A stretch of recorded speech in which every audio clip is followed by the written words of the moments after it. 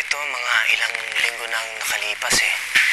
Una, parang yung pananalita ko nag-iba. Tapos yung kilos ko. Isang pinaka-weird sa lahat. Pati feelings ko. Pakiramdam ko, Dok, parang may dalawang tao sa loob ko eh. Dok, tulungan mo naman ako.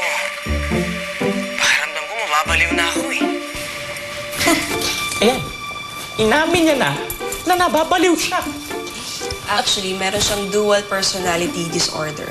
Save your explanations, Doc. Ang kailangan ko naman ay pruweba na makikita ng mga tao na nasisiraan na nga ng bait si Bong. Well, I guess pwede natin palabasin na nasisiraan na nga talaga siya ng bait. Perfect. All I need is sufficient evidence para makita ng mga tao na may pagkukulang na nga sa pag-iisip ito si Bong, and because of that, he is no longer fit to become president of this company.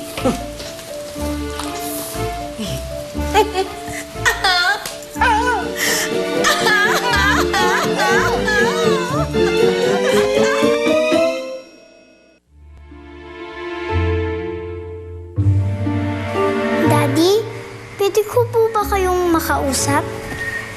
Ha? Oo naman. Tungkol saan ba yan?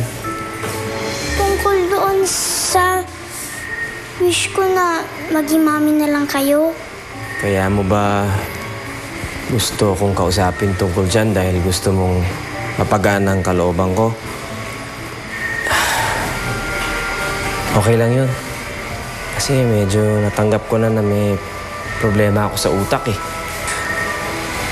Pero totoo po yung sinasabi ko. May pixie. At kasama ko pa nga po siya. Hello, Daddy Bong.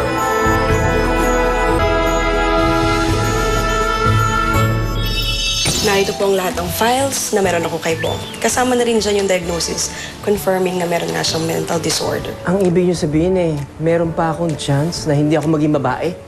Hindi ko nga alam eh. Ang alam ko lang, kailangan kong tulungan si Daisy. Naaawa na ako sa kanya. Sinisisi niya yung sarili niya sa nangyayari sa daddy niya. Desperado na ako sa solusyon. Sabi ko na nga ba, may tinatago si Winnie. O nga pala, Bong, mamayang hapon na ang launch ng Astig Energy Drink at hindi pwedeng mawala ka doon. Lubos mo akong binigo, Winnie. At dahil dyan, pinapatapong ko sa mundo ng mga tao, paalis sa kaharian ng mga engkantada. Hulihin niya ang pixie niya. Ilang beses ko bang sasabihin sa inyong lahat, hindi ako baliw. Totoo ang sinasabi ko. Eh kung hindi ka nababaliw, ano yung napanood namin? Bakit mo sinasabing nagbabago yung pakiramdam mo? Dahil totoo nga nagbabago na ako.